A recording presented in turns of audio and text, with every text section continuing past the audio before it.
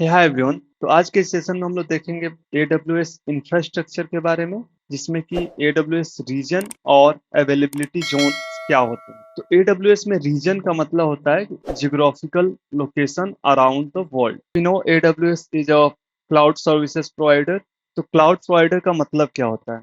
मतलब कि ये कंपनी जो है AWS, इसके पास सारे इंफ्रास्ट्रक्चर हैं, लाइक हार्डवेयर लेवल पे और सॉफ्टवेयर लेवल पे। जब भी किसी को इस चीज की आवश्यकता होती है तो वो लोग AWS से रेंट पे लेते हैं ये सब चीजें, हार्डवेयर हो या सॉफ्टवेयर हो। सॉफ्टवेयर में डिफरेंट सर्विसेज हैं। हार्डवेयर में like RAM, CPU, operating system is a kind of software. तो इस तरह की चीजों की जब हमको नीड होती है और हम उसको अपने पास इंस्टॉल नहीं कर सकते, नहीं खरीद परचेज कर सकते, तो हम इन कंपनियों से रेंट पे लेते हैं, और जिसको हम लोग बोलते हैं क्लाउड। तो ये कंपनी जो है वो क्लाउड प्रोवाइडर है। ये कंपनी हमको रेंट पे हार्डवेयर और सॉफ्टवेयर प्रोवाइड कराती है। तो इनका जो ये हार्डवेयर और सॉफ्टवेयर है, ये वर्ल्ड में बहुत सारे जगहों पे इन्होंने इंस्टॉल करके रखा, और जिसको हम लोग रीजन बोल रहे हैं। समझ गए रीजन क्या होता है? अब इनके पास टोटल 32 ऐसे रीजन है पूरे वर्ल्ड में, जहाँ पे इन्होंने अपना ये सर्विसेज होस्ट करके रखा है।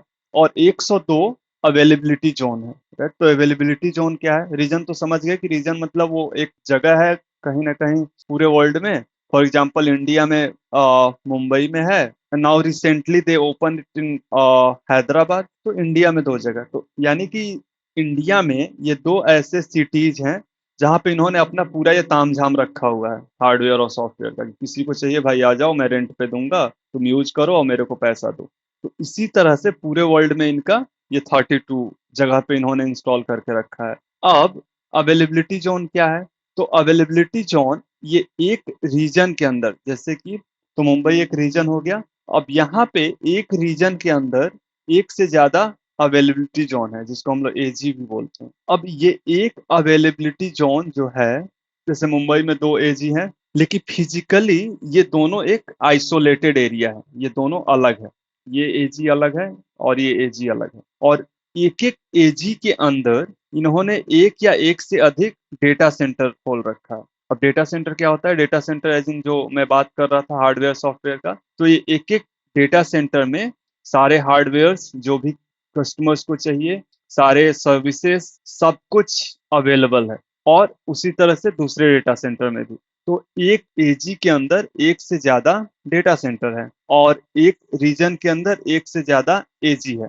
तो सेम चीज को इस डायग्राम से समझ सकते हैं, जो कि मैंने AWS के डॉक्यूमेंटेशन से लिया है। तो यहाँ पे देखोगे कि ये एक रीजन है और ये एक रीजन पूरा हो गया। अब एक रीजन के अंदर, जैसे कि ये मैं मान के चलता हूँ कि मुंबई का रीजन है, राइट? अब ये एक रीजन के अंदर मल्टीपल अवेलेबिलिटी जोन है। Availability zone AG B, AG C, तीन AG हैं। अब ये एक एक AG के अंदर डेटा सेंटर्स हैं, जैसे कि इस AG1 में एक डेटा सेंटर है, AG B में दो डेटा सेंटर है, और AG C में तीन डेटा सेंटर है। हो सकता था कि AG1 में ही दो डेटा सेंटर हो। तो ऐसा कनेक्शन क्यों चाहिए? तो ये समझने से पहले देखते हैं कि AG का काम क्या है। AWS जो है वो एक चीज की गारंटी लेता है, वो है अवेलेबिलिटी। ये कहता है कि जो भी चीजें आप अगर मेरे क्लाउड पे होस्ट कर रहे हो, उसकी अवेलेबिलिटी बहुत ही ज्यादा होगी, यानी बहुत कम मिनिमल टाइम ऐसा होगा कि जब वो चीजें अवेलेबल ना हो, जब आप एक्सेस करने की ट्राई करो। फॉर एग्जाम्पल आपने कुछ सर्विस क्रिएट किया, सर्विस XYZ AWS पे, तो वो कहता है कि जब भी आप ट्राई करोगे इस सर्विस को एक्सेस करने का, तो ये हमेशा अवेलेबल होगा। और ऐसा कैसे वो गारंटी देता है? It's because of AG। तो करता क्या है कि ये सेम सर्विस को, राइट, ये जो सेम सर्विस आपने क्रिएट किया है, इसको मल्टीपल AG में होस्ट करता है। या फिर अगर आपका डेटा ही है, जैसे कि आपने अपना डेटा स्टोर किया AWS में, तो क्या करता है कि इस डेटा को एक जगह पे नहीं रखता, इस डेटा को मल्टीपल जगह पे स्टोर करता है, जिसको कहते हैं रेप्लिका क्रिएट करता है डेटा का। राइट? यानी कि सेम डेटा को एक से ज्यादा AG में रखता है। और व्हेन आई से AG, मतलब एक AG के अंदर मल्टीपल डेटा सेंटर है, यानी कि सेम डेटा को वो दो तीन जगह रख रहा है।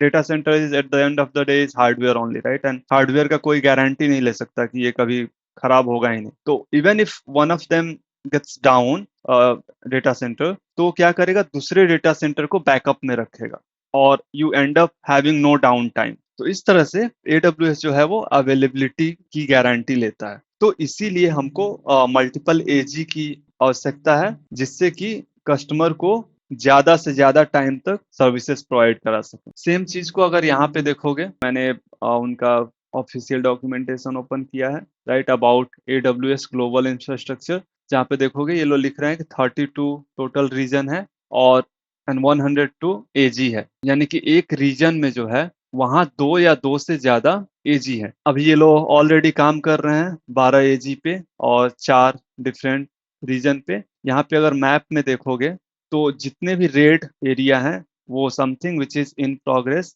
और जो भी ग्रीन है वो ऑलरेडी वर्किंग है। तो जैसे इंडिया में देखोगे तो एक हैदराबाद में है जो कि 2020 में लॉन्च हुआ, यहाँ पे 3 अवेलेबिलिटी जोन है। उसी तरह मुंबई में देखोगे तो ये 2016 में लॉन्च हुआ था, 3 अवेलेबिलिटी जोन है। और दिस इज हाउ ये पूरे वर्ल्ड में छाए हुए हैं, मतलब इनके डेटा सेंटर्स पूरे वर्ल्ड में हैं। तो एक बार सेम चीज को देखते हैं AWS कंसोल पे। तो मैं क्विकली लॉगिन कर लेता हूँ। यहाँ पे मैंने अपना AWS अकाउंट लॉगिन कर लिया है और ये AWS कंसोल है।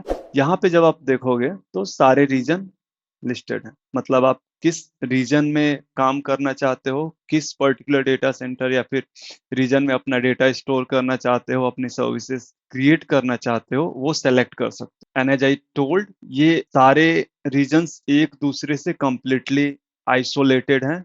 अब जो भी आप सर्विसेज क्रिएट करते हो वहां पे किसी किसी सर्विसेज में ऑप्शन आता है कि आप किस किस रीजन में अपने सर्विसेज को होस्ट करना चाहते हो, और कुछ सर्विसेज जो कि सर्वरलेस सर्विसेज हैं वहां पे ऐसा ऑप्शन नहीं आता। जैसे कि आप DynamoDB में जाओगे, टेबल क्रिएट करोगे, it will not ask you to select AZ, लेकिन ये इंटरनली आपके डेटा को एक से ज्यादा एजी में स्टोर करेगा, सो दैट कोई भी एक एजी डाउन है तो still you'll able to access your data. So this is how they organize their infrastructure around the world.